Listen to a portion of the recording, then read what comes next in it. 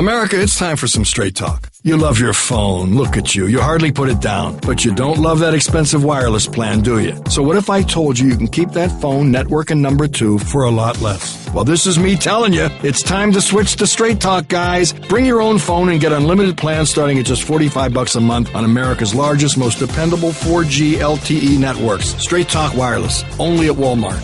Savings may vary. Please refer always to the latest terms and conditions of service at straighttalk.com. This is the Dan LeBatard Show with the Stugotz podcast. Look at that. The bad guy's back. I'm Clinton Yates, filling in on a Monday and for the rest of the week. The Dan LeBatard Show on ESPN Radio is presented by Progressive Insurance. You can save hundreds on your car, business, or recreational vehicle insurance from a local independent agent. Go to Progressive.com today. Now that's Progressive. And the Dan LeBatard Show is brought to you by Upside. Now save big on travel and get a big gift card every trip you buy. You'll love Upside. That's Upside.com. All right, y'all. I'm here all week. Football's back. Huge, huge start to the Premiership season. Cristiano Ronaldo gets suspended 12 games. I'm just kidding. I've got a football game on my television right now. I happen to be in D.C. That's where I live. That's where I work. But some of you who've heard me on these here airwaves before know that I'm not exactly huge into football. But I'm making a renewed effort this year. And you know what I did? I did something I haven't done since I was like 13 years old.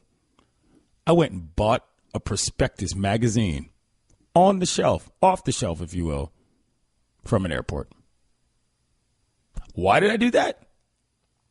Well, because I figure if every single person who decides they're going to protest at a national anthem is going to be in the NFL these days, I should probably get used to some of these depth charts, since that tends to move guys out of the league. But it happened quite a bit in week 1 of the preseason. A lot of guys decided to sit. A lot of guys decided that they didn't want to, let's just say, honor the national anthem in the same way that other players do. It's pretty interesting. Right? I mean, I thought that all of that was disrespectful. And I thought that that's what we're told. But seems if more guys are going to do it, more guys are going to end up out of the league, right? I'm being facetious here, all right? What went on this weekend today, or not today, today we're going to talk about quite a bit. Because there's no separating what we saw from certain players on the gridiron to what we saw in other parts of America. Theoretically, there is, but it's all in the same pot. It's all the same sort of stuff. So believe we're going to get to that. Don't think that we won't. Let's hear what Michael Bennett had to say about his decision to sit during the national anthem. I hope that I can activate everybody to get off their hands and feet and go out to the communities and push helping each other, sit down with somebody that's the opposite sex, sit down with somebody that's the opposite race, different religion, understand that people are different and go out and, join the community and try to change your society, change what you're a part of. If you don't like it, keep changing and realize, let kids know that they got power. Just because you're an athlete and people say, hey, just because you're making money, you have this Nike endorsement, you have this endorsement, you're not a part of that society. At the end of the day, you are part of that society. No matter where I go, I'm still a black man, and I can't get away from that. I can't get away from the past transgressions of America, what's happened. But what I want to do to be a part of is the change of the kids, the change of society, and continuously push that. You can expect this every week in the NFL. Don't think that this is going to go away. So when you see that Colin Kaepernick is not on a team, when you see people saying, oh, I don't want any politics with my sports, when you see people saying, I do this as a distraction, well, when the players themselves are making a statement, you can't really avoid that there now, can you? It's not exactly easy to say that the two things aren't separated or shouldn't be together when the actual human beings playing the actual games are the ones who are actually talking about it. That, to me, was one of the most important things about how this whole situation has unfolded. Kaepernick is just one guy. And although his efforts have been lauded by many and people are going to be, I think, somewhat irrationally demonstrating outside of the NFL offices, If you don't think that there was a level of empowerment there that happened, well, then your cord's unplugged. This ain't gonna be no one-off for preseason week 1. And what more can you ask for if you're a guy like a Kaepernick? You've made the intended effect. Here's what Michael Bennett had to say about why more people aren't protesting. I think at this point, everybody's scared of the ridicule, what can happen in this day and age. Everything's fast and quick. It's microwavable. Socially, you could be attacked. Physically, you could be attacked. But at some point in time, you got to spiritually be able to accept what's coming for you. You have to be able to stand upright, and stand for what you believe in. And I believe there's so much inequality going on, so much segregation, that I just want to change that. I think if we all believe that, we have a place in it, and we all can connect on this level and become selfless in this society and believe that we all make a difference, and I think it'll be powerful. Why just on Sunday can't we connect on this level? Why can't just black and white players connect on Sundays? Why can't we connect in the community? Why can't we connect to make change? Why can't fans connect on Sunday for one team? Why can't they connect to see what's going on in the world? You're listening to the Dan LeBatard Show. I'm Clinton Yates filling in here on ESPN Radio. That was Michael Bennett. And he's right. A lot of guys are scared, but a lot of people aren't. I just think that this is going to be so interesting to see how this is going to develop over the course of the NFL season.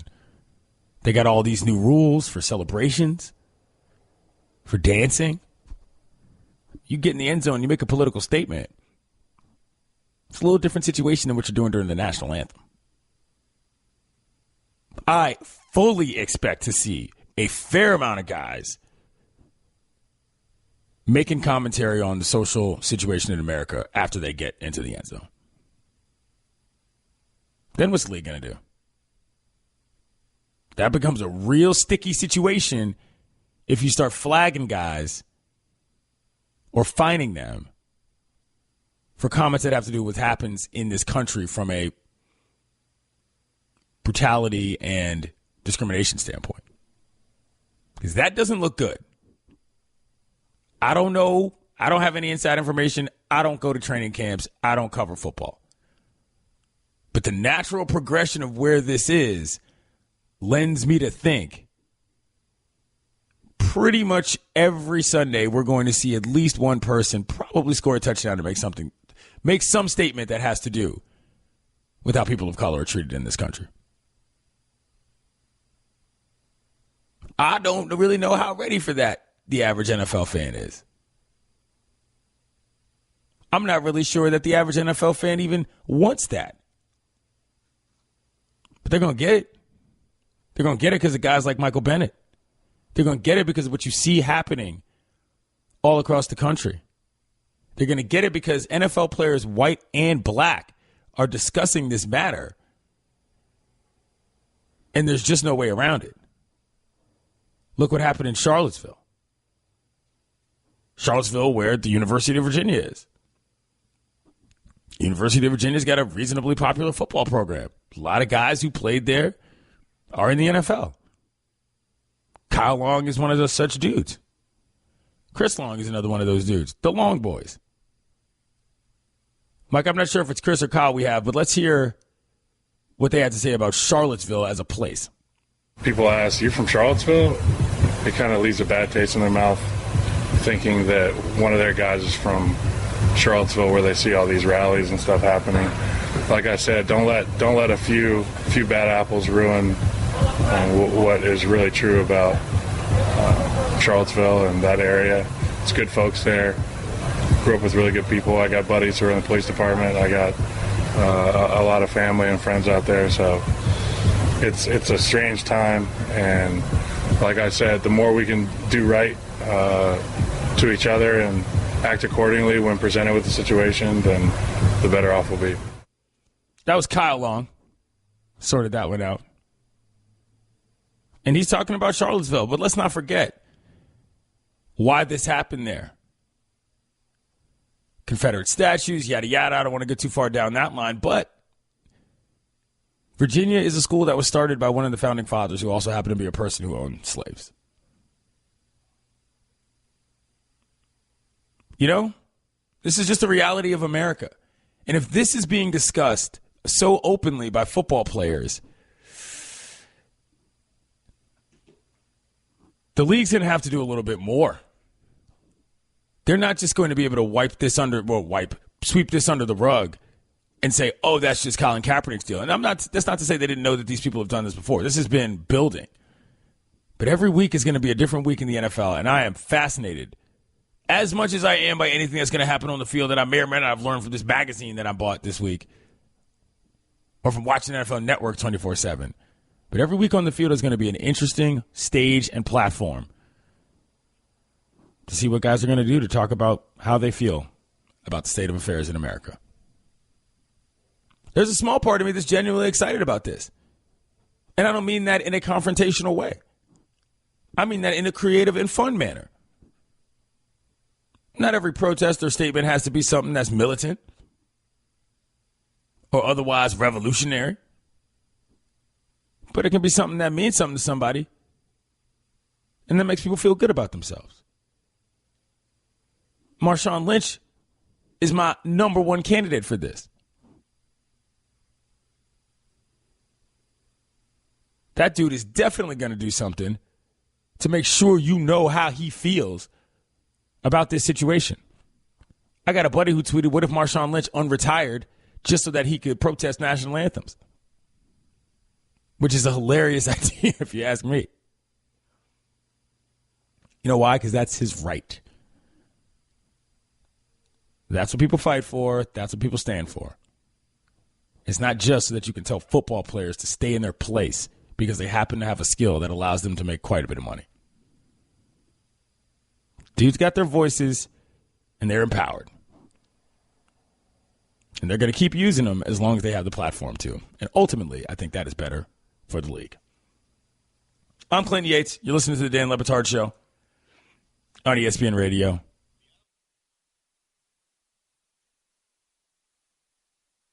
Clinton Yates filling in here on a Monday, talking about football. All y'all jumping in my mentions. Number one rule is, if you step in my mentions incorrectly, I will embarrass you in front of your friends and family, and I won't apologize. Understand that. Number two, it always makes me laugh the point people choose to insert, or rather remove themselves from the realities of what football players think when it comes to sports, or really any athlete. This one guy tweeted me, tuning into the show. Like Clinton Yates comes in, he's talking politics, I'm out. And I'm like, I'm only just discussing what the players themselves are talking about. So at what point do you as a fan completely ignore every single thing about the actual guys you see on the field? It's a genuine question. Because for me, half the fun of liking sports is liking the actual people as best as you can. That's what being a fan is about. And that's why they have their names on their jerseys and why they have numbers at all. Otherwise, there would just be robots running around bashing each other's heads in. Some people think it's too much like that anyway. But the NFL now, having had the Kaepernick situation be a story all offseason, they're going to jump right into this every single Sunday.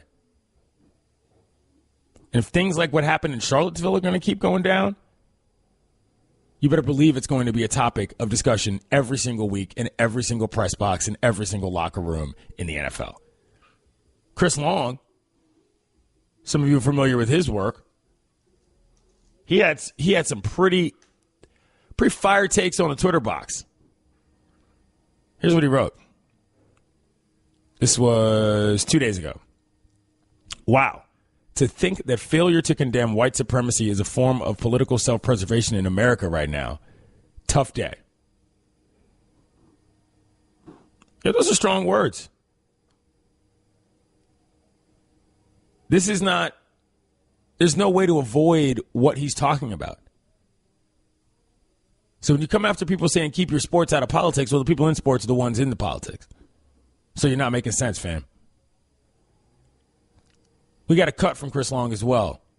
Let's hear that. People can have the worst opinion in the world, but, America's founded on giving the opportunity for free speech. But, I do think it's despicable. And at the same time, it's hard not to get angry. I don't know if that's what the point of those rallies is, to piss everybody off, but certainly you see it and you're just angry. Chris Long is on the all woke list, by the way, Mike, if you were wondering. Charter member, at least in the NFL.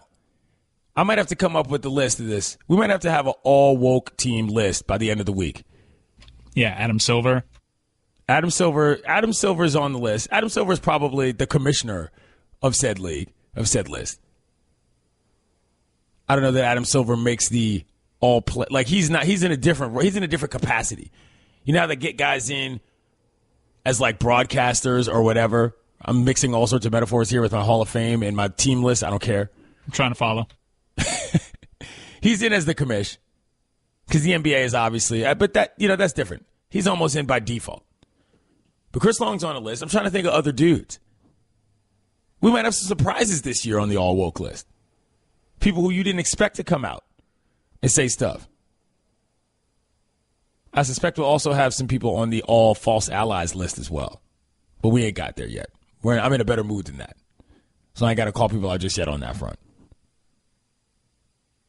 But I think that let's just say, for example, guys start scoring touchdowns and then going full Tommy Smith celebration, fist in the air. Like, how do you think people are going to react to that? I mean, that is known effectively as the Black Power salute. And the first guy who does that in the league, I don't know. I can't even think of how that's going to go down. Because it's easy to get caught up in the hype of, the NFL coming back and it's exciting. You got a new season and all that. But people say that they didn't watch the NFL. Whether or not you agree with these polls, these numbers or not, numbers are down. A lot of people sort of randomly cite Kaepernick and things of the like as a result. If one of these guys ends up being a guy on every single team every single week, well, then who gets the last laugh in that scenario? Clinton, I have a question because Malcolm Jenkins is going to continue his fist up protest during the national anthem. I mean, not that I want to compare things, but a knee compared to maybe Marshawn Lynch wearing a beanie and not really paying attention to the anthem at all, isn't a knee sort of innocuous? Is it the power of the position in the NFL? Is it Kaepernick's more famous, but Marshawn Lynch is more famous than Kaepernick? Yeah. I know the position has so much power, but what is this? That's a good question. That's a very good question. What does a quarterback do versus what a lineman does versus what a running back does? I think there is some value in that in terms of a more leadership lending position is one that is going to bring more eyeballs to it. But I don't actually think the specificity of the physical stance is what matters here. I think it was just the fact that Kaepernick took a knee at all that sort of made people mad. It wasn't really as much about the weight, like the physical position. But I think that there's a very different element here to protesting during the game versus protesting before a game. And that's where I think this is going to go this season, is what I'm saying. I think you're going to see far more on-field, in-play demonstrations related to things like this than you are ever before. And I don't know that America is ready for that. Actually, I would go so far as to say I know for a fact that America is not ready for that. Because that's going to be real awkward when basically every owner in the league is dealing with this now, as opposed to just the people that were willing to step up and say that they weren't going to sign Colin Kaepernick because their fans are finally calling in and, talking to them. Since owners are in the business of listening to their fans, we all believe that. No, we don't. We don't believe it at all. The NFL is going to be must-watch TV every Sunday for reasons that have nothing to do with football, and that makes me extremely, extremely happy. I'm Clinton Yates, filling in here on the Dan LeBatard Show. Coming up, going to talk a little bit more about the NFL season. May or may not be about politics. May or may not be about the Dallas Cowboys.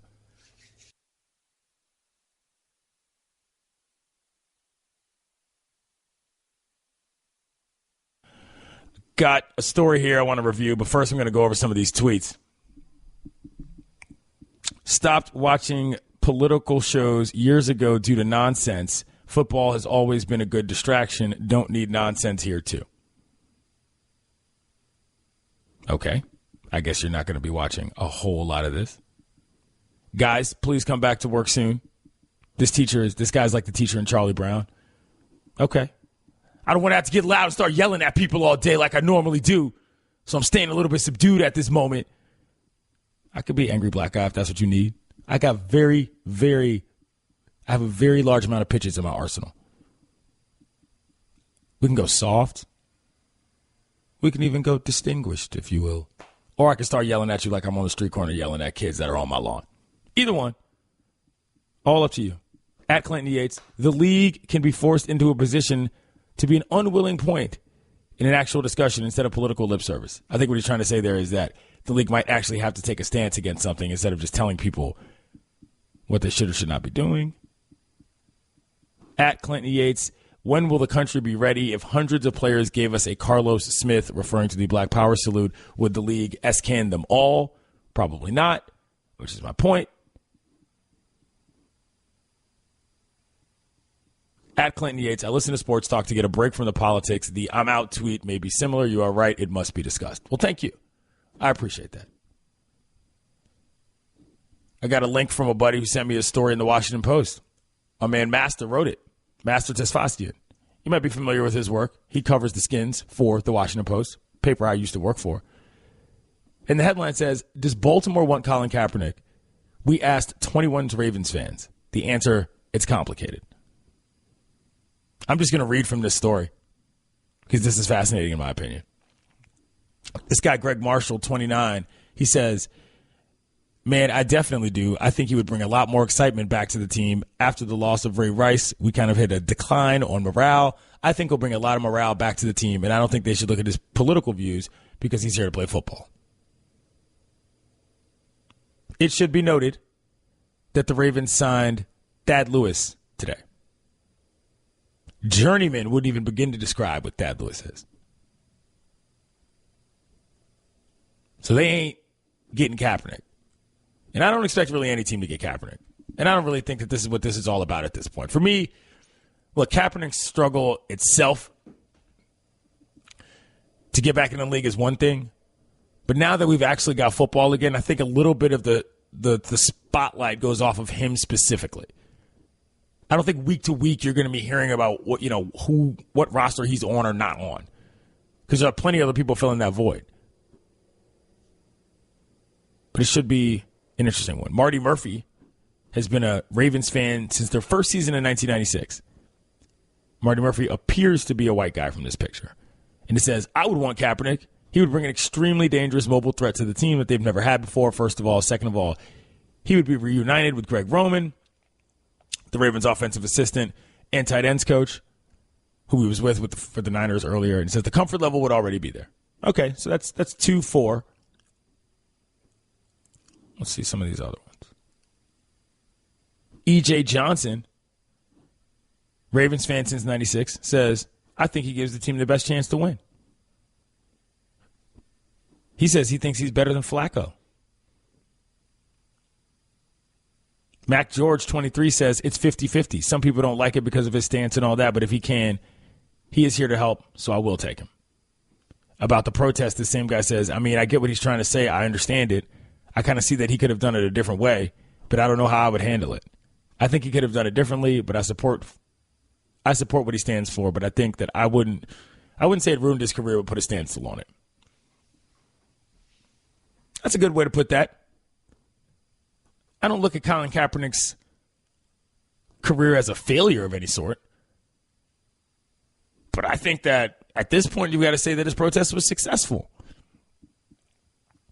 And not in the sense of ending racism or police brutality, but in the sense of using his leverage in a league as popular as the NFL to make people paying attention to something that they probably otherwise wouldn't have.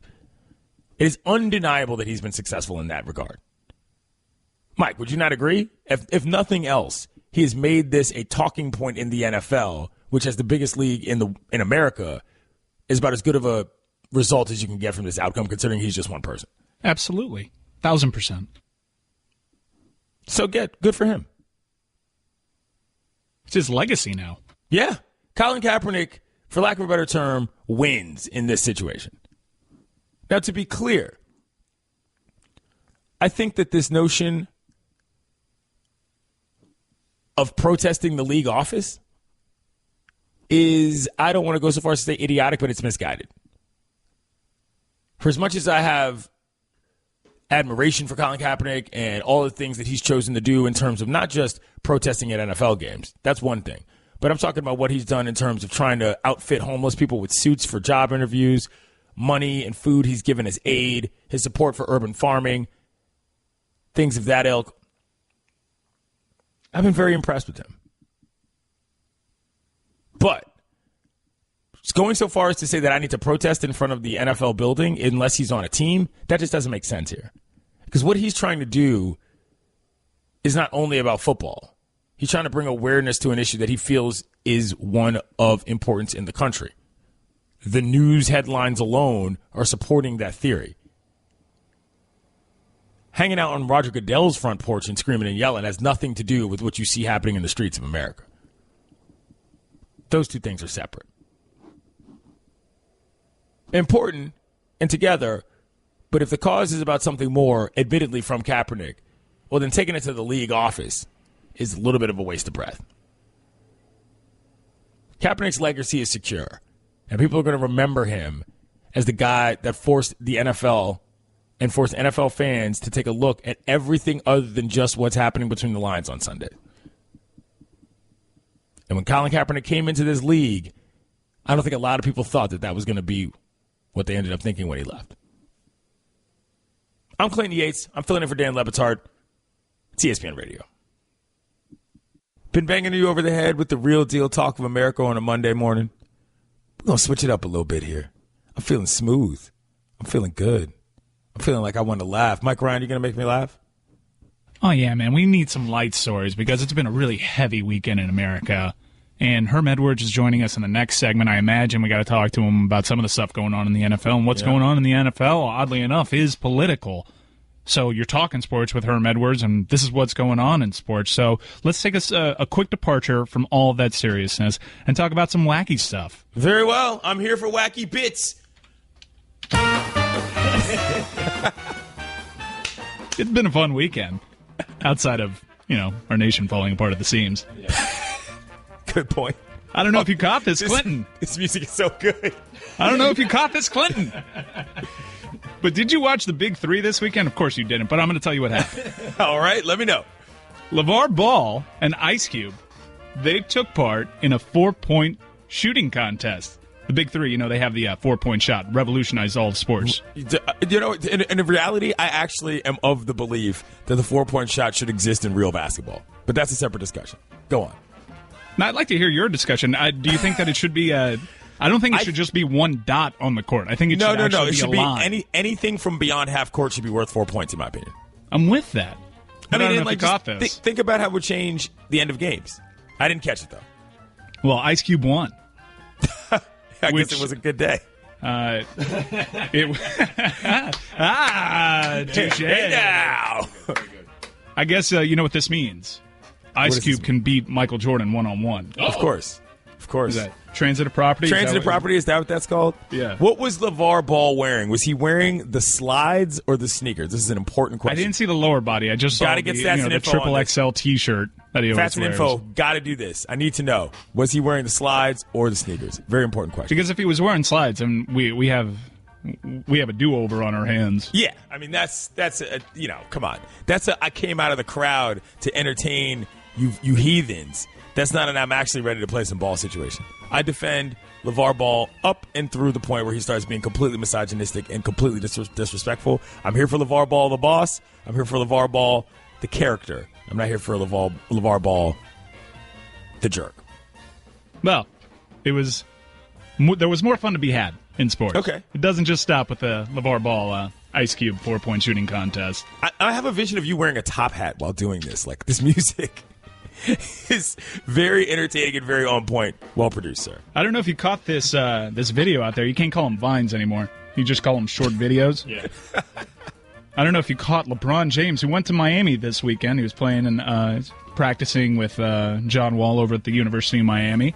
It was actually a fun weekend with the LeBron James game. First, LeBron James Jr. was throwing alley-oops to Hassan Whiteside. Whoa. Getting shouts out from LeBron on Twitter. Yeah, it was actually pretty cool to see. The next generation. But the funnest thing that had to do with LeBron James was he went to Komodo, a restaurant that's in downtown Miami, and he had a DJ set. It's an Asian fusion restaurant. Okay. They're famous for their duck. Yeah. I believe David Grutman's behind it. He made his fortune with Live and Story nightclubs. So, okay. Yes. So Komodo, it's a kind of a loungy, fun area, decent restaurant. LeBron was DJing at this restaurant, and I don't know if you saw the video, Clinton. I have not seen the video. What was he spinning? What's on the playlist? What's on the set list? Well, he brought the crowd to its feet by dropping YMCA. Oh, come on. He dropped YMCA, and he told the crowd in an hold on, sing Mike, that bleep. You're not serious. I'm serious. LeBron James YMCA. Literally played YMCA at a Miami club. LeBron, what are you doing, fam? It's one thing to be washed. It's another thing to make fun of yourself for being washed. It's another thing to play actual old garbage songs in front of a crowd of people. Cardi B is where you got to go with that. We all know this.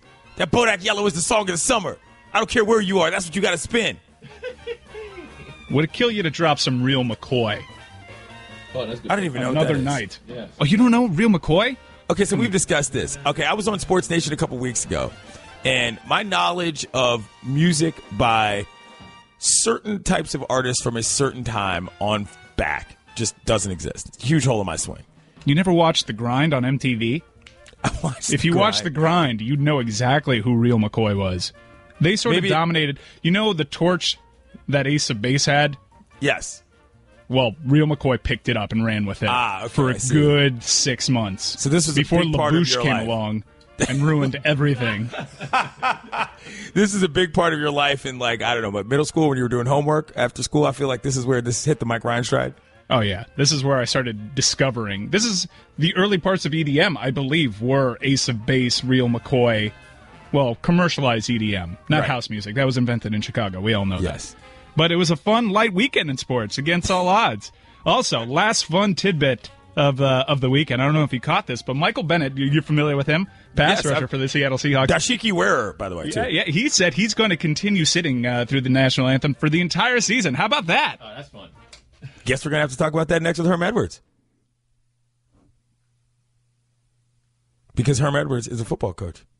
And Herman Edwards is a football coach who my mom likes. And I get on guests that my mom likes when I'm on the radio. That's what I do. Michael Ryan, let me ask you a question. Hit me. What do you feel about Cardi B? I don't know about Cardi B. Is that trap? You don't know about Cardi B? Is that in the trap? Because Birds in the Trap sing Brian McKnight. I know that. Cardi B has saved hip-hop for so many reasons. Look her up. She's the realest thing out there. The realest thing you ever wrote. And Bodak Yellow is the best song of the year. I'm Clinton Yates. ESPN Radio. It's the Dan LeBatard Show. The bad guy's back, kiddos. Hi, everyone. Stugotz here. Support for the Dan LeBatard Show podcast comes from our friends at Rocket Mortgage by Quicken Loans. Chances are you are confident when it comes to your work, your hobbies, and your life. Rocket Mortgage gives you the same level of confidence when it comes to buying a home or refinancing your existing home loan. Rocket Mortgage is simple, allowing you to fully understand all the details and be confident you are getting the right mortgage for you. To get started, go to rocketmortgage.com/Stugotz. That's rocketmortgage.com/Stugotz, STUGOTZ. Equal housing lender, licensed in all 50 states. NMLS consumeraccess.org number 3030. Daddy, where do babies come from? Honey? Mommy went to the store. Oh, well, you see, there's a mommy and a daddy, right? Right. And see, when they call Geico, they could save a bunch of money on car insurance. Oh, really? And that makes them happy? Yes, that makes them very happy. That's good. Yeah. Well, I'm glad we could have this talk, Sunshine. Geico, because saving 15% or more on car insurance is always a great answer. The Citi Double Cash Card presents Tips for Cheering on Your Kids. Number 9. Be supportive. Hey, son! Stay focused on everything I'm shouting! You heard your father! Encouraging words filled with pressure! Go get him! We love you, buddy! There it is! Wouldn't it be great if everyone said what they meant? The Citi Double Cash Card does. It lets you earn double cash back with 1% when you buy and 1% as you pay. The Citi Double Cash Card. Double means double. Dan LeBatard. I mean, Stugotz is the physical manifestation of the comment section come to life. Do you agree with that assessment that you are a comment section come to life? 100%. It's, I wouldn't take such pride in that. I do. Stugotz. But I want you to imagine Stugotz rising up from the gutter. Like, what you're looking at right now is a gutter. Only a gutter. And now it starts as a face, and the mouth gets bigger, and it just keeps growing, and then just shouts, rings. This is the Dan LeBatard Show with the Stugotz on ESPN Radio. Joining us on the show, Pennzoil Performance Line, Coach Herman Edwards. How you doing today, Herm? I am good, my friend. I am good. We got a lot happening right now in the National Football League. We do have a lot happening right now, and I want to go straight to the off-the-field stuff. Michael Bennett had a lot to say. I thought it was interesting the way he came out and was so – he said more than he – I mean, listen, Bennett's been an outspoken guy, but he had no problems in week 1 of the preseason basically saying this is going to keep happening, get used to it. What do you think about that? Yeah, I just think, I think sometimes, as we know, sports obviously can cross over to social issues, and I think most fans don't want to hear that. But I think they lose sight of this, that these guys are not just athletes; they're fathers as well. They're citizens, and when you think about what's going on in our country right now, a lot of it reminds me of the '60s when I grew up. Some of the things that I'm witnessing right now, and you look at it and I say, I've seen that, I've done that, I've been there, and it's rearing its head again. And you would think we were further along than that, but obviously we're not. And anytime you have protests, especially you would hopefully they're never violent, they're nonviolent. That's the American way, and I just think sometimes athletes, because of their position, speak out. Fans get upset, say, "Well, I just want him to be an athlete." Well, he's not an athlete. That's just his profession. He's a husband. He's a father. He's a citizen of the community he lives in. So all those things are a factor as well. Do we think that I've posited, Coach, that this is going to be the season where you're going to see this move not just from pregame things and postgame things, but maybe do in-game things as well, such as touchdown celebrations and the like. From a football standpoint, how do you think that's going to go across to the common fan if you see some guy, let's just say, raise a black power fist after scoring a touchdown? Yeah, it'd be interesting. It'll be interesting what the league decides to do as well, because the league obviously always worries about their image. I do know this. I think if more guys continue to sit and not abide, by what most teams would like to do, stand up for the national anthem, you might see the league just saying, okay, well, then we won't get introduced until the national anthem is played. So it's not, so it doesn't pose a problem or doesn't give this image of, this guy, what is this guy sitting down for? So I just think that's going to get talked about. I just got a feeling that's coming down the road because I know how the league operates. And there's some times anyway where pregame warm-up, I've been in a couple deals where the national anthem was played before we got out on the field, just because of the timing of it. So it'll be interesting to see how they handle this. We're talking with Herman Edwards here on the show, Pennzoil Performance Line. I'm Clinton Yates, filling in on a Monday for Dan LeBatard. Do you think Colin Kaepernick, for lack of a better term, has won in the context of what he was trying to do with this league and what his statements were? Well, I think what he did is he put his career in a little bit of jeopardy in the fact that he stood up for a social issue. He was actually the voice of the voiceless, and I think now, when you look at owners, they're going, okay, the question, and I've said this numerous times, the question the owners have right now is not his athletic talent. and can he come into your organization and maybe help you as a backup quarterback? The fact of the matter is that they're looking at it and saying, hey, if this guy comes in our locker room, he's not the starting quarterback. Is he going to use his platform to be a distraction to our football team? And owners are going, well, I don't want that. And so guess what? This is a business, and we can decide who we want to hire and who we don't want to hire. We have a right to do that, just like he has a right to voice his opinion. We have a right to select the players that we want on our team, and I think that's what's kind of happening to him right now. All right, let's switch gears a little bit to football, actual football, as an on-field play. Football, yeah. Was there anything you saw, not that week one of the preseason is anything major, but was there anything you saw across the league that caught your eye from the first round of games? Well, obviously, all the talk is about the young quarterbacks, and rightly so, because when the quarterback position is played well in our league, or just any league, football's better. And we had some rookies to go out their first outing. Deshaun Watson doesn't surprise me at all. I mean, I think he's going to be the starter there. But Trubisky, he had some things, played pretty good. Mahomes played pretty good, So you had some young guys. Kaiser got the fans interested. Now all the fans are saying, start the guy, right? But, as you know, the first preseason game, it's pretty vanilla. I mean, defenses are going to run maybe one or two coverages. You're not going to see a lot of things. But with that being said, they're on a level playing field, and you like what you saw out of these guys. If you're one of those organizations that drafted one of these kids, you're excited that they got through it, and they look like a quarterback. They processed information. They got the team out of the huddle. They didn't make bad decisions with the ball. Just the little nuances, to play the position. They did good, and so that's good. That's a good start. It's not like if the guy went out there and threw 3 interceptions, you're going, oh my word. Now the fans are saying the guy's a bust already, right? You got to deal with that one. So now all these fans are saying, start the guy. That's funny. How do you feel about the Indianapolis situation? I mean, Luck, it's up in the air with the injury. If you're a coach of that team or involved in that front office, how do you handle this? It seems like they're caught between two spots. They are. They're going to have to get another guy in there. They're going to look for another veteran quarterback. The owner already said it won't be Kaepernick.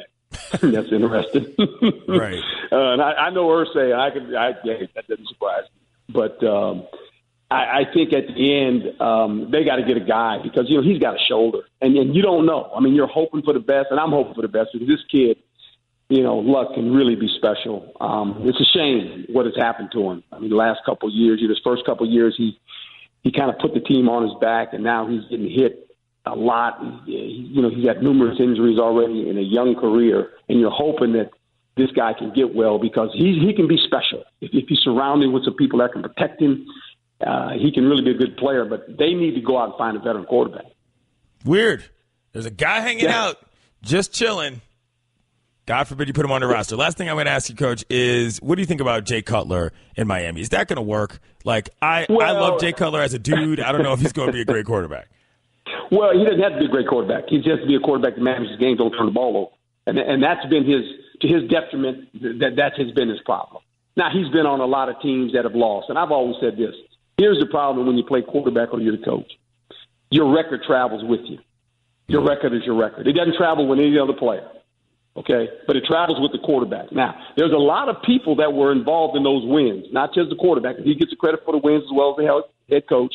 And there's a lot of people that are credited with those losses, but it goes on the head coaches and the quarterback's record. No one else. Right? So people always look at the record. Look at his record. Yeah, okay. Well, he didn't lose them games by himself now. There was actually 10 other guys on the field that helped him lose those games, as well as win those games. But there lies the problem. But I think he's in a system that he knows very well. He's on a team that a lot of people projected them to be in the playoffs. I was on the other end of it and said, I don't know. They're a 50-50 proposition, even with Tannehill being well. Remember, this team won. They were 8-2 with games 7 or less. They won. That's a lot of tight games. I don't know what they've done to fix their run defense. When I look at it, 140 yards a game. I don't know if they fixed that yet. So there's a lot of situations here that you look at and you go, well, they're not a given to get in the playoffs. But here's the funny part. You think the New England Patriots aren't laughing right now? The Buffalo Bills traded half of their team. The Jets are in a rebuilding mode. The Miami Dolphins don't have a quarterback. They got Jay Cutler. The New England Patriots are looking at their division and going, well, the worst-case scenario, we're what? We're 5-1 or 6-0, right, in division. It's true. They got an easy path. He's Herman Edwards. He's an ESPN NFL analyst. You can see him every week. Thank you, Coach. Thank you, my friend. Mike Ryan, we got to go back to the beginning of this segment. You obviously dropped that song in for me. Please tell me what it was. Real McCoy. That was Runaway. Okay. That was probably their biggest hit. That's probably their biggest hit. Right. That or Another Night. Another Night, the one you were singing during the break. I wish we had been rolling on that. That's what I want to listen to. I can play it for you right now. No, I want you to sing it. That's way more fun. Another night, another dream, but always you. It's like a vision of love that seems to be true. Another night, another dream, but always true. In the night, I dream of loving you. Well done. Adore you. That is what you tune in for. I'm Clinton Yates, filling in for Dan LeBatard on ESPN Radio. So I said earlier in the show that Cardi B saved hip-hop. And some of you immediately jumped down my throat about it because y'all live in a world that is different from mine. Y'all live in a world where hip-hop is relegated to relatively brainy dudes who give off what I'll call urban appeal from a certain place that make you feel like you're making other people uncomfortable, and typically revolves around New York, Atlanta, or LA, or Chicago. That's what it is to you. That's what realness in hip-hop means to you. That's not what it means to me. What hip-hop means to me is flow right up. Not funny. Give me the ha. That's what I need right there. That's exactly what that gets. To me, hip-hop for real is when people who are who they really are find a way to blow up and happen to have bangers as well. These all exist in the same world of multitudes. But my point is that I get tired of hearing all these old heads tell me about how hip-hop ain't this and hip-hop ain't that. And they're always referencing some dad rap from high school. Every time I go to a concert, I got to hear 40 minutes of songs from the 90s. I'm tired of that. I need us to move on as a collective unit. Cardi B is just plain fun. She's real, and that song goes, young. That's what I meant by that. Somebody who is actually famous made a song that is 100% awesome, as far as I'm concerned. Mike Ryan, what do you know about Cardi B? I'm just learning. So I had to listen to the song for the first time on Apple Music. It's called Bodak Yellow because I'd never heard of Cardi B or Bodak Yellow. Cardi B came to fame in the love and hip-hop reality realm of things and also used to be a dancer. Reflected a history reflected interpretive dance? Or? Yes, very interpretive. That's one way to put it. Very classically trained? Classically trained, in the streets of New York. So, they have a lot of schools, a lot of institutions for that line of work. She used to be a dancer, then moved to the love and hip-hop realm, then just decided to start dropping mixtapes, kind of out of nowhere. Dated Offset from Migos for a little bit. They still might be involved. I'm not sure on that. I'm sure Roy knows. I'm not sure on their status, though. And then she just started dropping tapes. Roy shaking his head. He does not know. No. And then she just started making tapes, and then Bodak Yellow came out about a couple months ago, and it finally really blew up, and it's taken over the world. I was at NABJ last week, Mike. There was a big party. Everybody was there. I was literally about to walk out of the door, and the beat dropped. Squad came running over, and we had to have the squad dance on the floor to Cardi B. That's just how it is. So I listened to it, and I liked it. I added it to my library. The most interesting part of searching for it on Apple Music was it's apparently under this playlist that Apple Music put out called It's Lit, and it's got 3 exclamation points after the word lit. Wait, 3 exclamation points, not actually fire emojis? Not fire emojis. It's lit. Or I guess in this case it's lit! Cardi also, to me, is just so, if you listen to the lyrics of that song, she raps about getting her teeth fixed, paying her mom's bills, stuff like that. There is a realness element to this that, although kind of ridiculous, I just thoroughly enjoy. I'm tired of industry plants, and some people consider her, she might be one of them, but I don't care. In this case, I don't think that's even possible with a person like her. The real deal Cardi B, though, is on these Instas and on these snaps. Right. All right, I got to find That's where she just talks. This is all happening too fast for me, Clinton. Now I got to find her on Instagram, so too. I don't know 50% of the people on this. It's lit! Yeah. What we're doing is we're sort of folding, when you make like a cake, you sort of fold things in to the batter. I'm folding Cardi B into your situation. That's what I'm doing. I'm not going to bust you over the head and make you do a lot of things. I'm just going to introduce different levels of her gangster to you so that you can just figure them out on your own speed, but they'll all still be there. Is there any relation to Playboy Cardi? No, but Playboy Cardi's got a smash hit with Magnolia. The only relation would both be that the relation would be New York City. Oh, they spell it different. They spell Yes. Cardi different. That's my bad.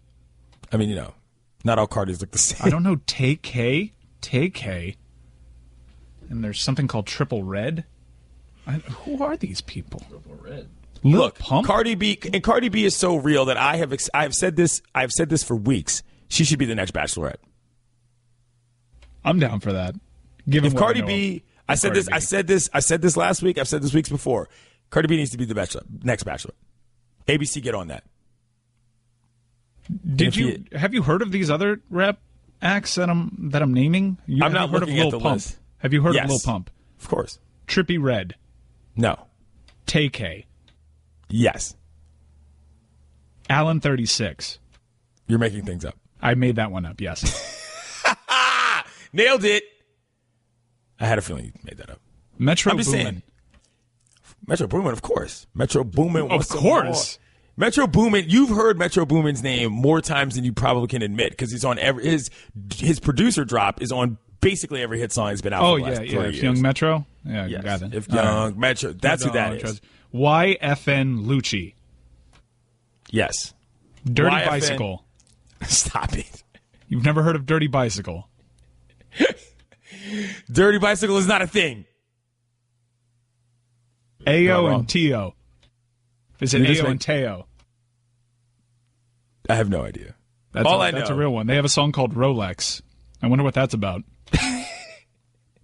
All I know is that if you were the type of self-obsessed old head that seems to think Cardi B is some sort of a problem, you have lost touch with the reality and you have lost touch with the game. And that, my friend, stinks for you.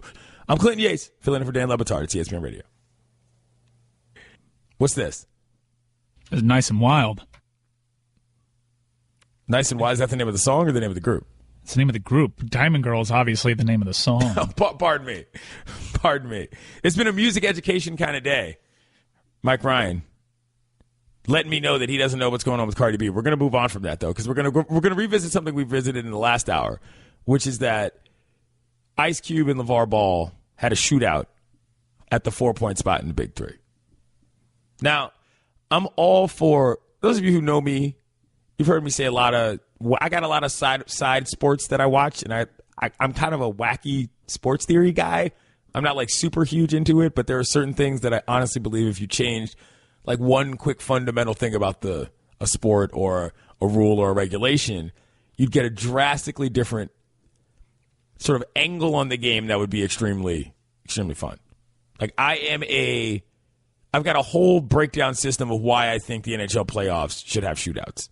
It's a whole system. I can explain that later in the week. We'll get to that later. But when they had the 4-point shootout at this Big Three game, where was it, Mike? Was it in LA? Staples. Stopless. So they're at Stopless. And they have a 4-point shot in that league. But it's like a dot on the ground. It's this big ugly thing that looks very MTV Rockin' Jockish. But I'm of the belief that in real actual basketball, like 94 feet, shot clocks, etc., 2 hoops, any shot beyond half court should be worth 4 points. That's it. That's really the only change. Now you want to tell me, oh, wow, that's ridiculous. What's the slippery slope? What are we going to do next? Well, there was a time when the 3-point line didn't exist either. People thought that was crazy. Turns out it's pretty vital to the game now. And I've chalk-talked this theory with some level of seriousness. The main reason I would want it is because it would drastically change the way you could play defense at the end of a game. Like if you had a guy who you knew might be able to bang one from deep, kind of got to change your alignment. Opens things up a little bit. Forces first of all, and also, it just forces a higher level of excitement, too. You're not going to have specialists coming in. Ooh, you see that guy? You see that guy they picked up in the draft? The Heat just drafted a guy out of Ukraine. He's a 4-point specialist. No, that's not happening. But on the occasion that it did, it would be fun. It'd probably be even more fun in the college game, which I don't even like. Mike Ryan, would you think a 4-point play in basketball? A 4-point shot? Shot, yeah. Yeah, absolutely. Absolutely would be beneficial. As you said, there was a time where there was no 3-point shot. And people, I'm sure the reaction to the 3-point shot, I wasn't alive back then, but I'm sure it was crazy. I don't even think it would be that crazy considering what the Warriors are doing right now. Right. Hell, some people are shooting from midcourt. That's what I'm only saying. counted for 3. I don't even think it's that wild. Like, I think if you wouldn't have to change anything. I mean, maybe you have to. What would that's a good call. What would the hand signal be, though? Because now it's one arm up, 2 arms in the air for the 3. Maybe they would have to, do a jumping jack or something every time you hit the 4-point shot? Yeah, you have to clap the hands together when they're above your head. A la safety. That'd be fun. Yes. Ooh. Yes. Yes. I mean, they do share signals in the sports. So yeah. Why this not is a good make it idea. Safety? I'm that's a all 2-point. Damn, we're going to confuse so many people, though. Oh, no. That's a good point. Maybe, I have a better idea. Jazz hands. Fire. Oh, my goodness. That literally just occurred to me. I'm now far more in love with the idea of the 4-point shot if the jazz hands are the symbol to know that you made one. Right now, I'm pro jazz hands, and if we need to implement a 4-point shot to make it happen, I'm game. Yes. The best part about it, though, is not it's that you have to put the one jazz hand up, and then while you raise the other, the jazz would already have to have begun. You couldn't raise it statically and then start it. They would have to be moving prior to reaching peak extension. I love this idea. I follow. I'm very here for that. My other sports theories. My theory about hockey, and I'm going to talk hockey in the middle of summer because I don't care, because this is the Dan LeBatard Show. You're a big hockey fan, aren't you? I am a big hockey fan.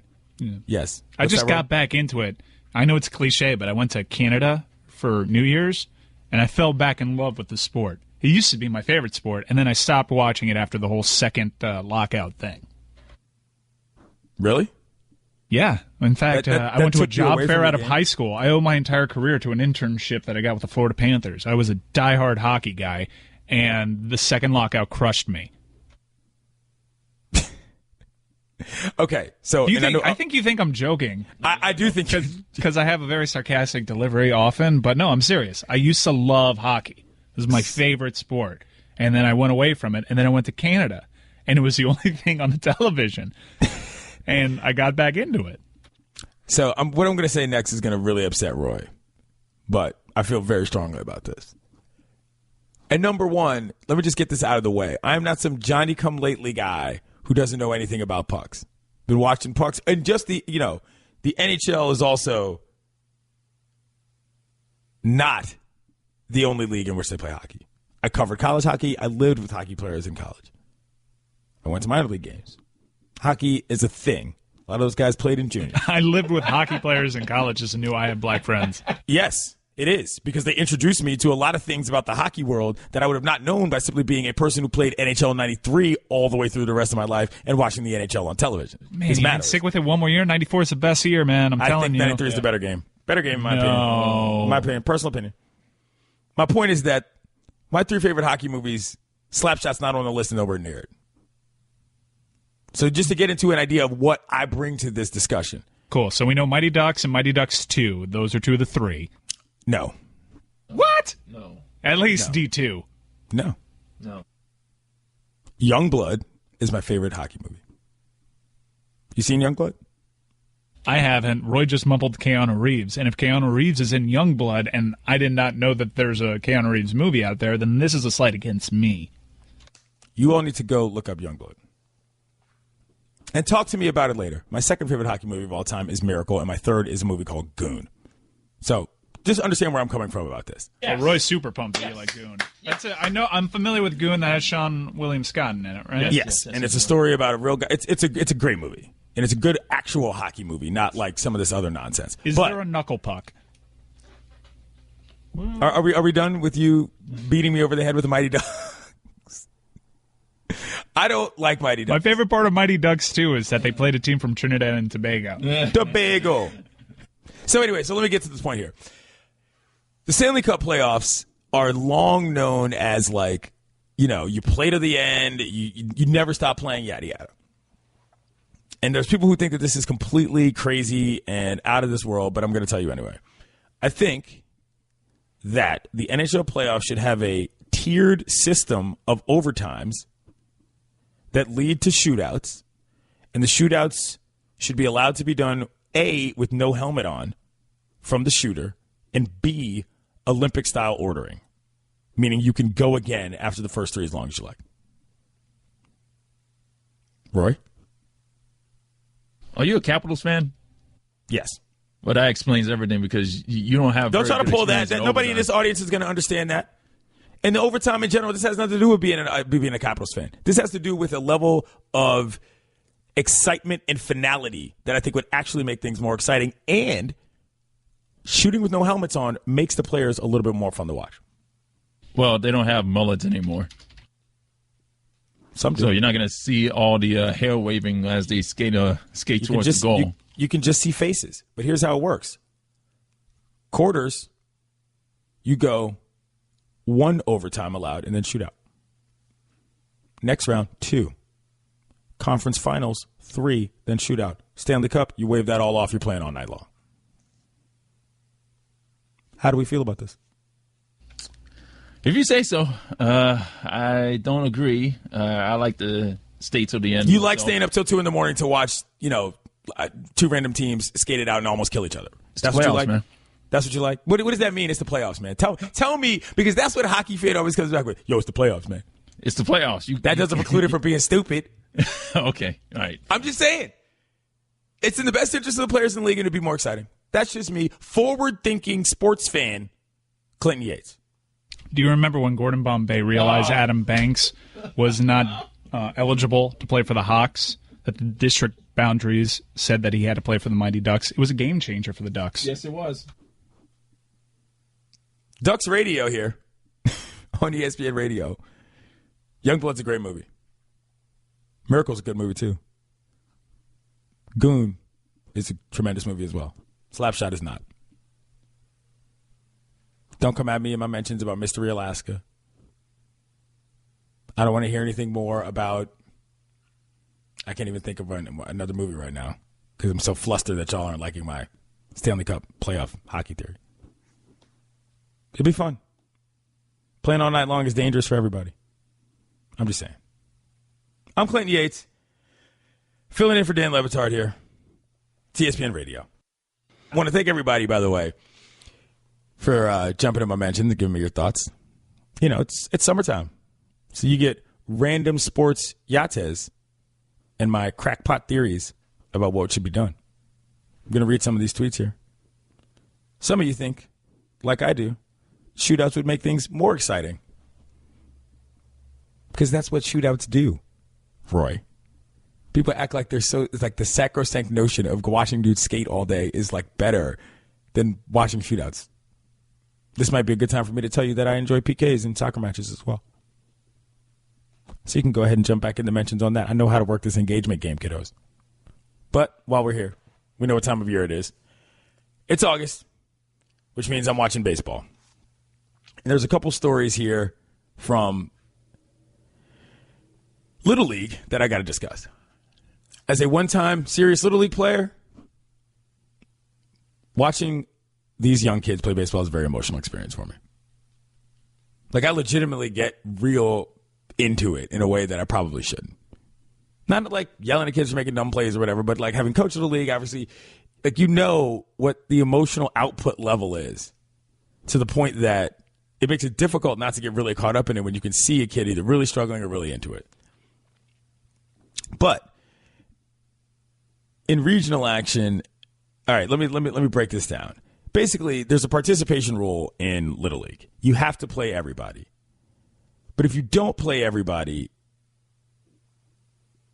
you can take a 2-game suspension if you're the coach.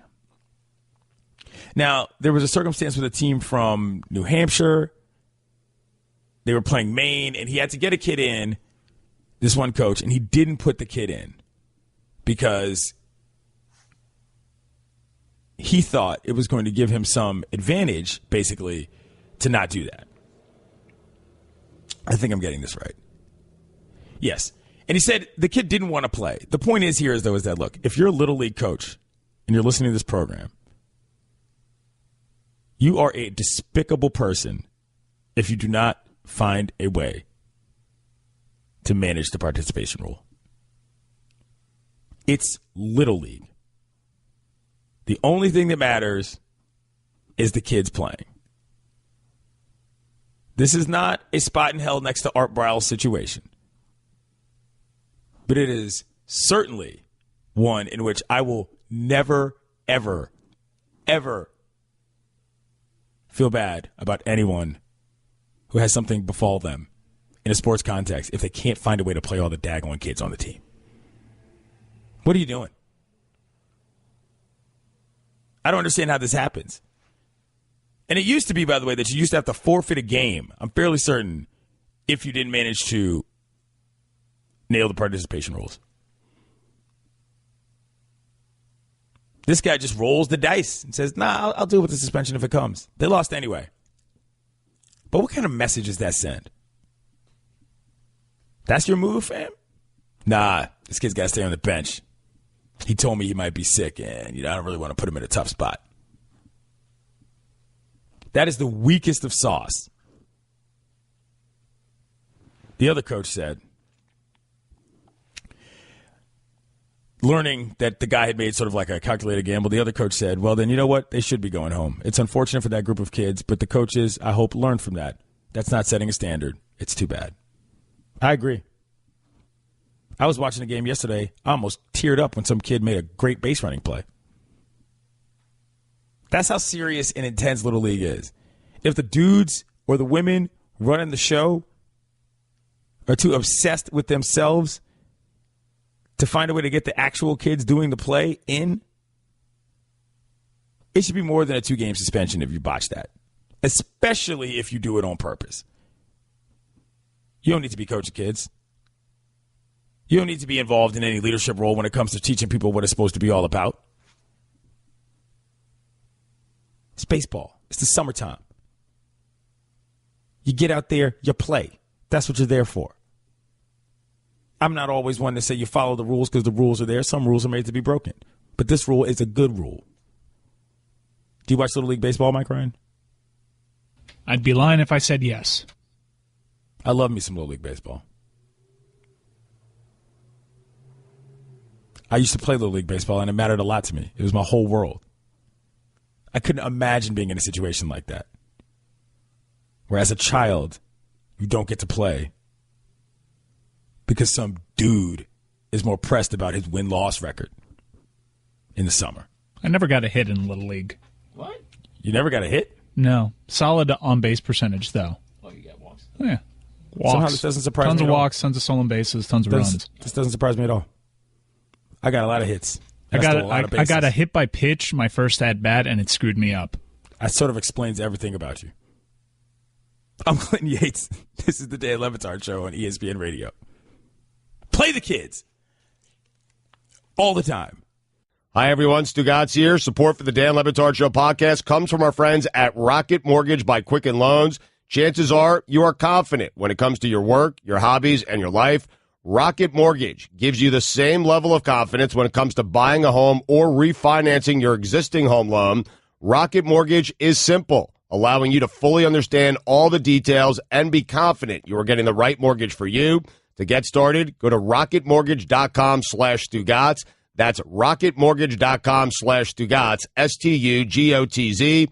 Equal housing lender, licensed in all 50 states. NMLS consumeraccess.org number 3030. You're listening to Love Advice with Leanne. Caller, you're on the air. Hi, Leanne. Long-time listener, first-time caller. Why, in your professional opinion, do you never take my calls off the air? Is this Carl? Yep, it's Carl. I mean, we had a few dates. Everything was great. I thought, Well, when you switch to Geico, you could save a lot of money on car insurance. Okay, awesome. You should call them. I will. Geico, because saving 15% or more on car insurance is always a great answer. The Citi Double Cash Card presents Tips for Talking Sports at the Office. Number 8, be informed. I'm going to list some random stats that don't really mean anything. Uh-huh. Oh, yeah. I'm nodding, but I have no idea what you're talking about. Yeah, that's not working. Wouldn't it be great if everyone said what they meant? The Citi Double Cash Card does. It lets you earn double cash back with 1% when you buy and 1% as you pay. The Citi Double Cash Card. Double means double. Dan LeBatard. They're talking sports, going at it as hard as they can. Stugotz. They're talking sandwiches, going at it as hard as they can. This is the Dan LeBatard Show with the Stugotz on ESPN Radio. Clinton Yates filling in here on the Dan LeBatard Show on a Monday. Hit me up on Twitter at Clinton Yates. I'm in D.C., the District of Columbia, the most powerful city in the world. You guys are down in Miami, where they're selling baseball teams willy-nilly left and right. Jeffrey Loria is moving things on to Derek Jeter, but all I'm reading about are reasons why this is not going to work. Headline, the New York Times, Derek Jeter would face problems and possibilities as a baseball owner. Headline, Forbes magazine. One of Derek Jeter's first moves as Marlins owner could be a bad one. How do y'all feel about this down there? The fact that he's keeping Sampson and Mike Hill? Is that the bad move that they're talking about? They're talking about something that has to do with like the ownership situation, and there's some sort of a conflict of interest type of deal that I'm not sure I really even understand, but whatever. But you're speaking just in general. How do we feel about Derek Jeter being the face of the new ownership? As someone who lives in Miami, yeah. I mean, like, does this move the needle on it? Like, I'm genuinely interested in what, as you know. Well, you're super happy to get Loria out of there. Yeah. And then the news came down. See, Loria and Sampson are a package deal. Sampson's the president, the team president, and apparently there were reports saying Sampson's gonna stick around, which means he won't be completely free of the Loria years as long as Sampson's here. But I guess the bigger issue is getting Loria the heck out of there. Yeah. So people are overall very happy. The news that Sampson's going to stick around might have dampened some of the happiness, but overall, I think everyone's just thrilled. How many games a year does the shipping container get to? Collectively, man hours. Well, Chris, Cody, Fats and Info, and Guillermo, they're season ticket holders. Okay, I remember. I think we learned this last year. Okay, I learned this last time I was here. They're season ticket holders, but you guys don't go to games. You and Will. I've gone to 3 this year. I took Dominique Foxworth to a game. Shout out to First Class Foxworth. They have a Clevelander. Obviously, in South Beach, we do our show out of the Clevelander in South Beach, and so the Marlins ballpark actually has a Clevelander as well. And so if you go there, it's actually a cool experience to watch a game. Don't go there if you actually like watching a baseball game, even though you have that option. There's just a lot of stimuli out there. Yeah. Does Mike Ryan get FaceTime free drinks at the Clevelander in the ballpark at Miami? I don't get free drinks at the Clevelander, no. I feel like there should be some sort of associative property there where you're like, hey, we're Clevelander guys. You guys are Clevelander guys. Hook us up. There's yes, there is something along the lines there, but I pay for my drinks and meals that I have out at the lovely Clevelander. Really good people. Can't say that enough. Yes. Fantastic people that are running the Clevelander at Marlins Park. That's right. Jeter doesn't do anything for me in an ownership standpoint. Jeter doesn't do anything for you. No. I mean, like, Jeter doesn't move the needle if I'm a fan of the team becoming an owner. Why? He was a face of baseball for almost 2 decades. Yeah, but, like, think about it. I mean, I like Jeter, and I've said this before. This is not a problem. I'm just saying that I don't know that whatever – look, owners in baseball are probably the least visible, in the post-Steinbrenner era of any of the other owners in terms of just sort of the visual landscape of the game. And so, I mean, unless he's going to be out there – I don't even know what an owner does to get people excited about a team. Like, in general, what's he going to do? Show up to every game? Is he going to throw out first pitches?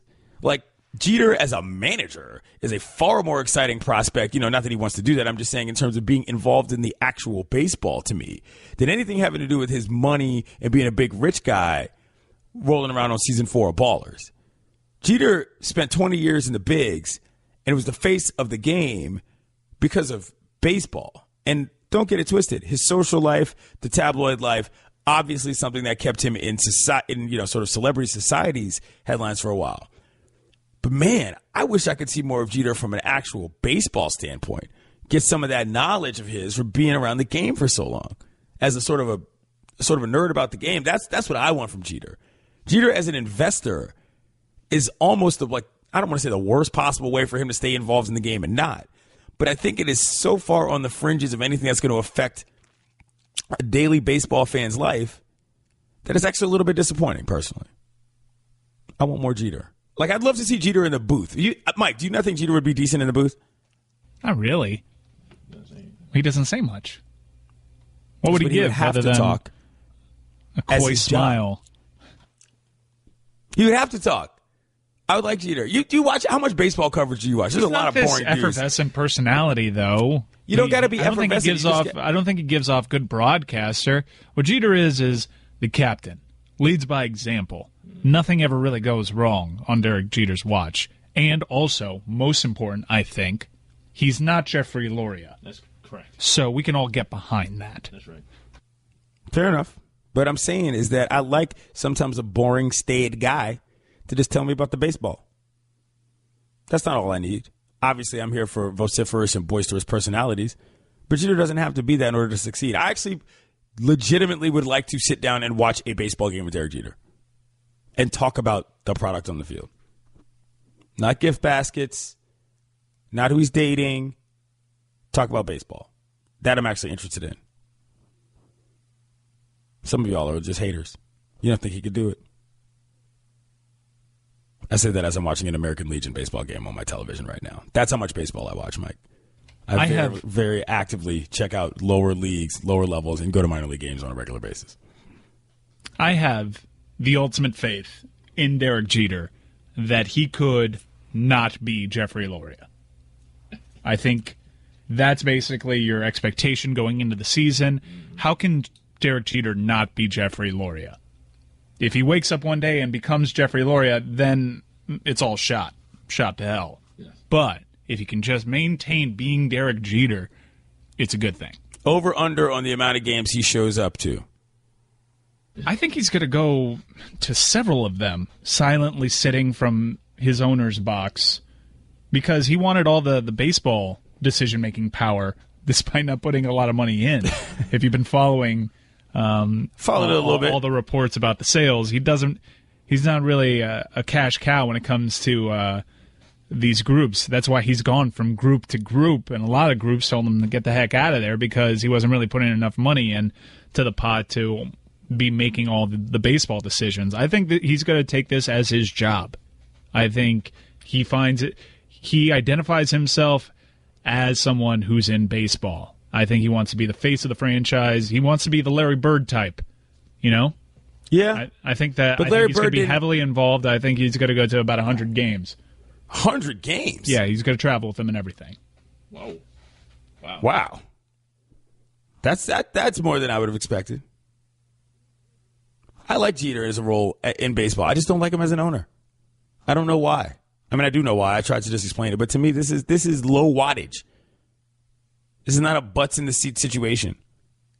This is maybe tune into more games or around the country it becomes a bigger story. But I don't think this gets any more Marlins fans in that stadium. Jeets is great. Jeets deserves to be in baseball, belongs in baseball. I just think that the owner role is the most boring one possible. Clinton Yates filling in here on the Dan LeBatard Show. For those of you who were listening to a different program, The Right Time with Bomani Jones last week, you might have already heard my thoughts on this, but I'm going to share them again because this is a different day part on a different program. Ezekiel Elliott is a running back for the Dallas Cowboys. He was suspended 6 games for violating the NFL's personal conduct policy. That involved 2 separate situations, one with his ex-girlfriend and another one on a party float at St. Patrick's Day. He's apparently going to appeal tomorrow his 6-game suspension. Now, without getting too far down the line on toxic masculinity and all this other stuff, I'm going to say this, and I don't say this kind of stuff a lot. I think the NFL has handled this really well. And I don't mean in the context of, everything has been super fair and everything has been super sensible from a logic standpoint. I'm saying if they're going to decide that this is something that's going to be of importance, you're going to have to throw consistency out of the window. You really are. And I don't have a problem with doing that in terms of suspensions when it comes to matters like this. Assault allegations are basically the only thing where, not the only thing, but one of a few things where, like I said, I believe women. I don't need to give the player the benefit of the doubt in that situation. So if they're going to go 6 games off top, that's fine. But what I liked most about it was that this was pretty thorough. I mean, it took them a while. I get that.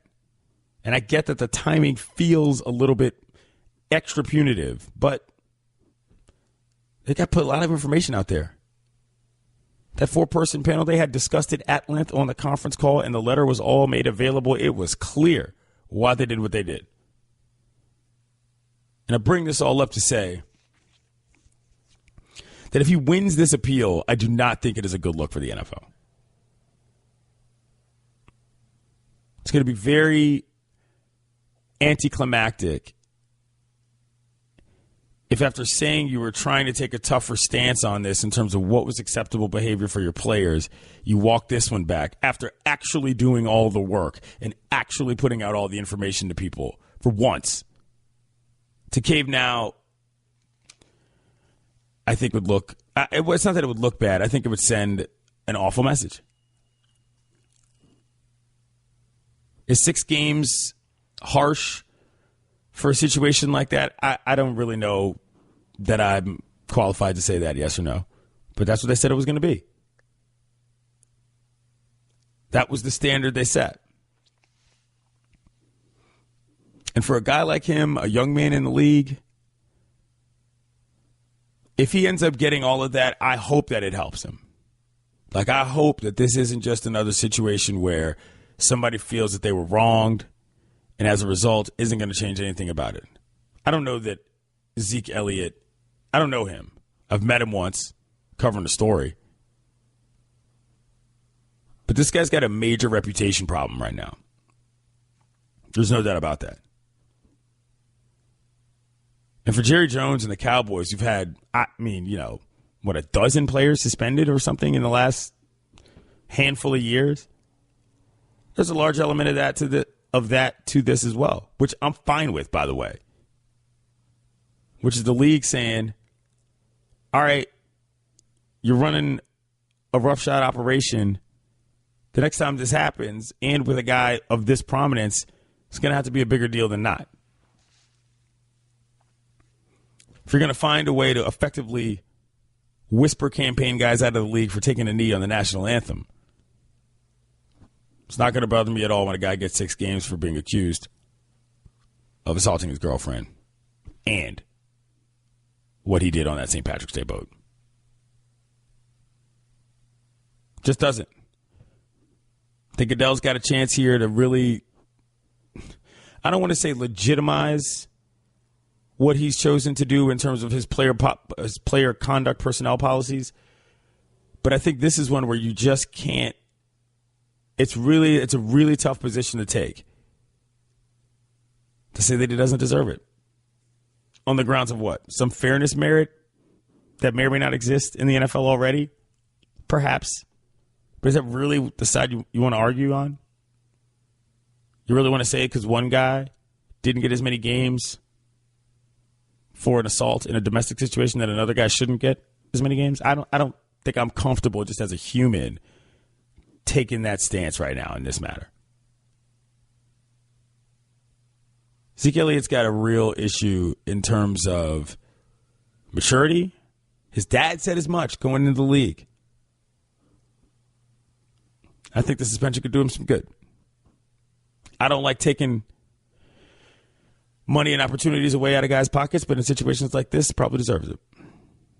Mike, you think that he's going to get suspension appealed? You think he's going to win his appeal?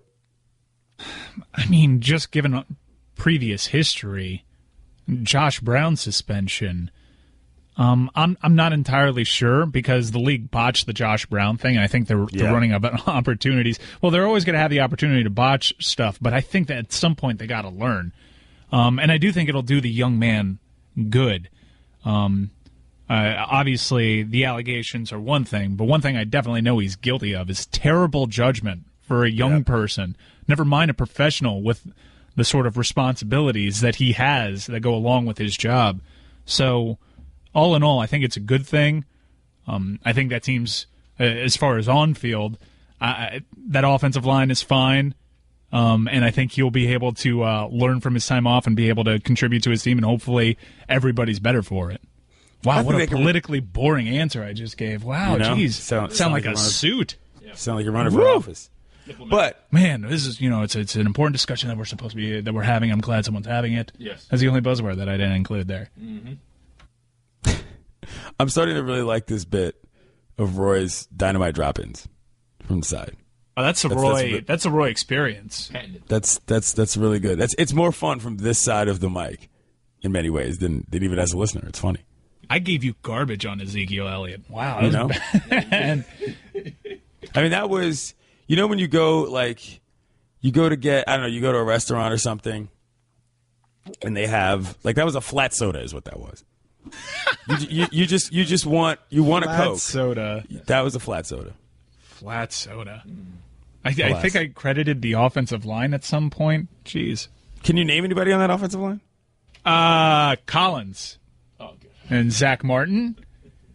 And that's good enough, right? Larry Allen. Larry Allen's good. Let me consult my Pro Football Guide that I bought off the rack at the New Orleans airport. Zach Martin's on there. I think Lyle Collins is there. And Larry Allen and Larry Allen. Larry Allen. Going once. Going twice. Nope.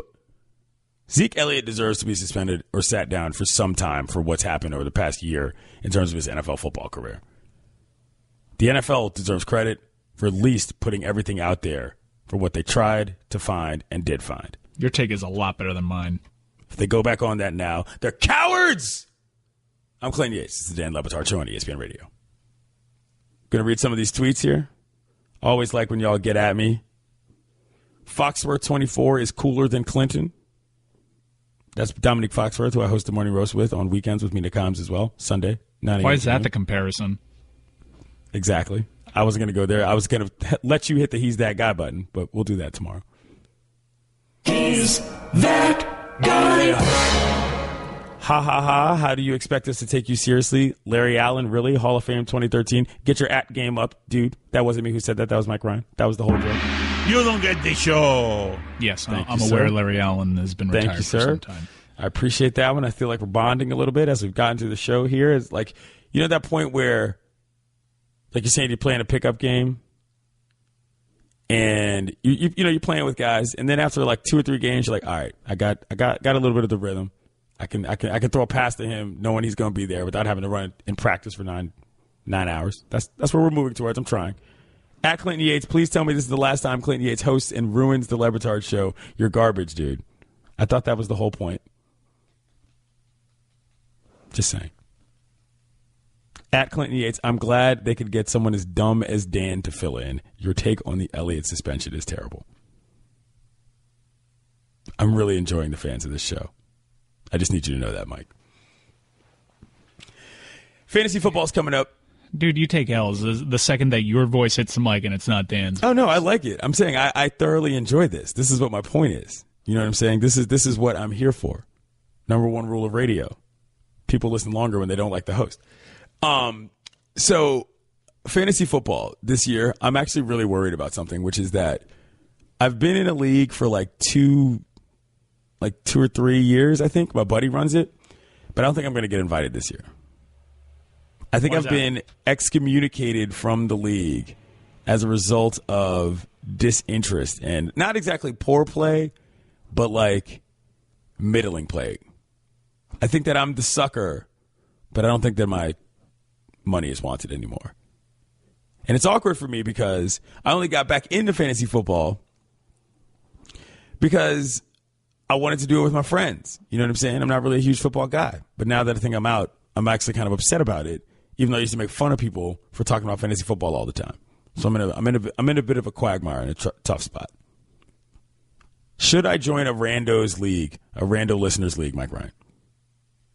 Yes, absolutely. We put it up to auction one time, have Greg Cody join your league, and that got, I think, over $7,000 for the Jimmy V Foundation. Put it up on the poll. Should I play fantasy football this season, if not invited to my friend's league? That's a little wordy. Well, we can figure something out. At Clinton Yates, yo, Dan LeBatard show, Bomani Jones, please stop taking vacations. My days are incomplete. Clinton Yates is trying, but it ain't cutting it. Appreciate you listening. I'm really upset that I'm not on a fantasy. I haven't gotten invited to a fantasy football league yet. I don't even like football. What is wrong with me? You're not doing like a show fantasy football, like a morning roast fantasy football league? Mina said I wasn't allowed. Why? I don't know enough about football to get into the league on my own show. That's where my life is right now. Just auto draft. I don't like auto drafting though. I like picking rando dudes just to make people mad. That's the other thing is that I will actively catapult. That whole last part just to make people mad. I will that's a pretty major caveat. Destroy the draft, not just to make people mad, but to make me happy. There's a difference, you know. No, that's super selfish. Don't wreck a draft. Don't wreck a draft. Oh, so now the sanctity of the draft is somehow like innocent, like it's sacrosanct. What? I'm not wrecking drafts. I'm just saying. How would you go about wrecking a draft? Where you going kicker in the second round? No. I'm not. Anytime I do these mock drafts, because I'm serious about the mock drafting, because perfect practice makes perfect, right? So if I'm in a mock draft, I got to get the amount of teams that are in my league. I got to have the scoring system right. Everything's got to be perfect. And then some dude goes in there and takes John Carney in the second round. I throw my hands up and I leave. It's not worth my time. It's fantasy football. Who cares? Do you take how serious are you about fantasy football, Mike? I'm curious to know. Like, what a man of your station in life, how much time do you devote in your brain to your fantasy football team? Well, I used to be so serious about it, and I'm not going to say I'm not still serious. Like, I'll go to the websites and I'll see the injury reports. I'll get tips on who to use my waiver on and whatnot. But it's not because I really enjoy it. It's just because I want to be better than my friends. I am a roll out of the rack at 12:45 and make a couple of adjustments guy. I completely outsource my fantasy team. I have AI do it, essentially. Everything, every move. Last year I did a draft and I put it into a computer program and it told me every pick that I should make based off of who was available on the board. And my team was actually pretty good because I couldn't be counted on to be better than my friends on my own. So I totally outsource it to AI. Your fantasy football team is a CAPTCHA, is what you're saying. Essentially, yes. My fantasy football team has to click all the parts of the picture that have a plant in them to prove it's not a robot. Every single time I have to do one of those, it's a street sign or it's a car. Yeah, street sign. Very tricky. Street sign, the plant, the foliage one is extra tricky because sometimes it bleeds right over to one tile. Am I being too liberal here with how I'm clicking these squares? I don't like it. And I never get the tickets anyways. Stupid. I saw a tweet that says that's how we should know that we're teaching cars to drive themselves. It's because CAPTCHAs are only street signs and cars. Think about that. Mind blown.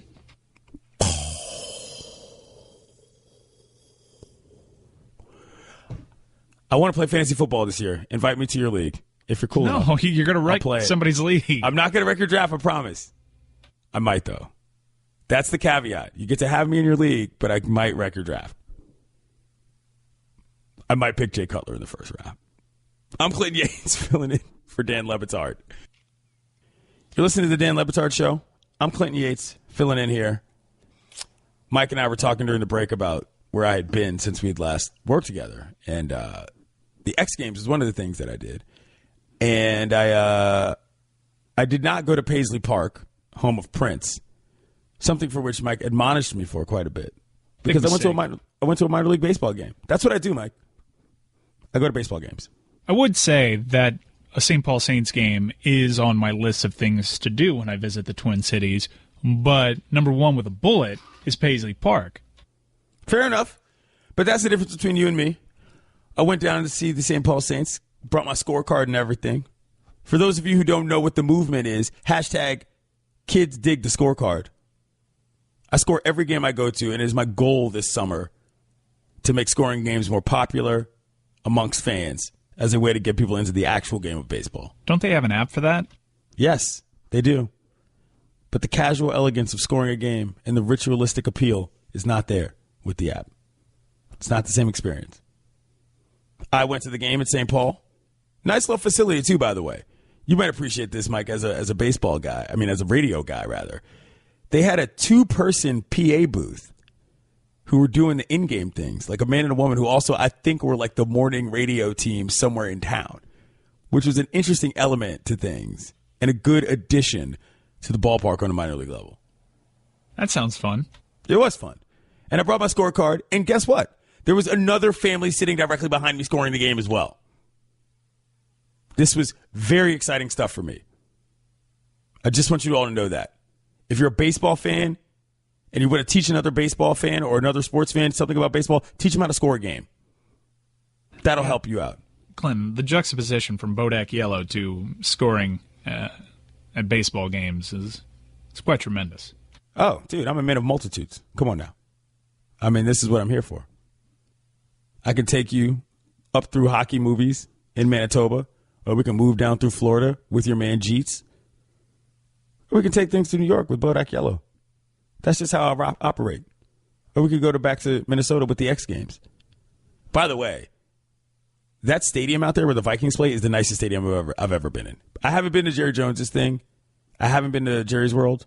I have. But US Bank Stadium is the nicest facility I've ever seen in the NFL. Was it, were there a lot of dead birds on the ground? So, this is the thing that for people who don't know. It's word association for me. Is that what it is? Yeah. The problem is this. Oh, yeah, that thing kills a lot of birds. There's no dead birds because all the birds are dead, number one. Number two, the thing looks really cool. Like, it's a really dope-looking building. And so, I mean, look, I understand the concern about dead birds and so forth, but, like, when you're there, it's a really nice place. Like, I was genuinely impressed with almost everything in that facility.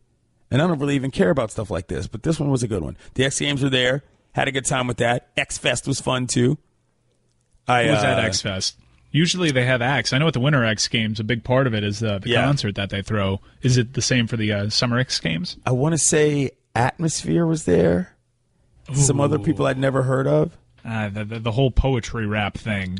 It was not what I would call a Mike Ryan bill. Yeah, the spoken word Atmosphere. I know Atmosphere is very popular. They do a lot of stuff. Yeah, I'm not gonna say I didn't care for the lineup. I was not around for the lineup. I wasn't interested in it personally. But Minneapolis is a nice little town. Stayed downtown there at right near the university, Gopherville or whatever. I'm just making that name up. I don't know that it's actually called that. I had a good time. You played it off. Yeah. What do I know? But yeah, we're here all week. I'm going to argue with Roy about hockey. I'm going to argue with Mike about music. And I'm going to yell at you all for jumping in my Twitter feed and saying dumb stuff. That's basically what I bring to the show, Mike. Just in case you didn't know. What else do you think, for the listeners who have not heard me before, Mike, in your personal opinion, I'm asking you this, what do you think I bring to the show? You embrace the black hat. You like to be the villain. Okay. That's fair. I don't mind being the villain. I'm the bad guy. I've been in this game for a while, though, kiddos. So you're better come correct. You're not going to hurt Clinton's feelings if you tell him how bad you think he is. No, we're not. But I am looking forward to some more actual sports news this week because, yes, football started back. Football has started back, too.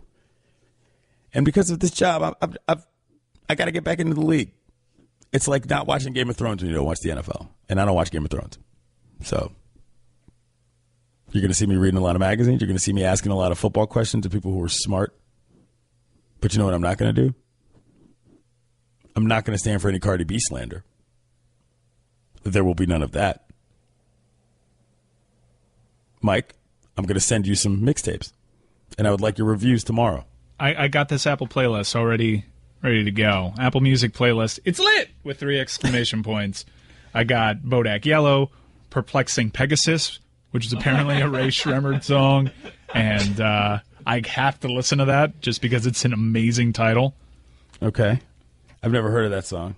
Perplexing Pegasus. There's something called Tay-K. I don't like Lil Uzi Vert. I don't like Lil Yachty. Oh, you don't like Lil Uzi Vert and Lil Yachty?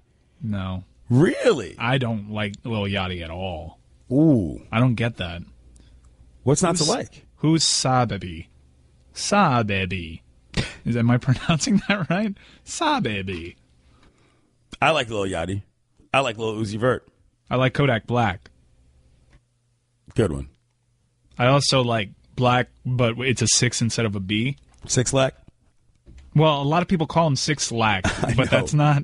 It's apparently just Black. It is just Black, but it's funny because he gets mad about people calling him 6 Lack. And I'm like, well, dude. Well, you did this to yourself. Your name is 6 Lack. And by the way, you're 6 Lack now. That's me? No. 6 Lack is 6 Lack. Because if he has a nerve to be upset about it, it's entirely his fault. I think 6 Lack is a cool name. It's a cooler name than just Black. That's true. Anyway, football is back. And so what I'm going to do all of this week is I'm going to relive some of my favorite moments of last NFL season. Mike is just now learning this, but they're all going to be things that I enjoy about football, which are touchdown celebrations, coach freakouts, crazy things happening in the crowd, and stuff like that. So as the week goes on, there will be some themed material that I've provided, and it will all have to do with the NFL. Because I am a league wrecker in fantasy. I'm a non-red zone watcher, and I make fun of a lot of people who watch football. But I watch it to hang out with my friends. Because that's really all that it's good for me. Mike, what's your Sunday routine on a football Sunday? It used to be watching the red zone start to finish, just ODing on football. And now I've joined something that was started locally by, I think, a Twitter handle at Dan Gnarly, Sunday Activity Club, where instead of watching football, I do other things. At Clinton Yates, Minnesota hip-hop is some of the most pure, realist hip-hop you'll ever hear. Shows how shallow y'all are. Hit me with the You Don't Get the Show. You don't get the show. This is correct. Hip-hop in Minnesota is great. But the only thing that matters for music, as far as Minnesota is concerned, is Prince. I'm Clinton Yates. I'll be here all week on ESPN Radio. I'm the bad guy, and I don't mind. Hi, everyone. Stugotz here. Support for the Dan LeBatard Show podcast comes from our friends at Rocket Mortgage by Quicken Loans. Chances are you are confident when it comes to your work, your hobbies, and your life. Rocket Mortgage gives you the same level of confidence when it comes to buying a home or refinancing your existing home loan. Rocket Mortgage is simple, allowing you to fully understand all the details and be confident you are getting the right mortgage for you. To get started, go to rocketmortgage.com/Stugotz. That's rocketmortgage.com/Stugotz, STUGOTZ. Equal housing lender, licensed in all 50 states. NMLS consumeraccess.org number 3030. You're listening to Love Advice with Leanne. Caller, you're on the air. Hi, Leanne. Longtime listener, first-time caller. Why, in your professional opinion, do you never take my calls off the air? Is this Carl? Yep, it's Carl.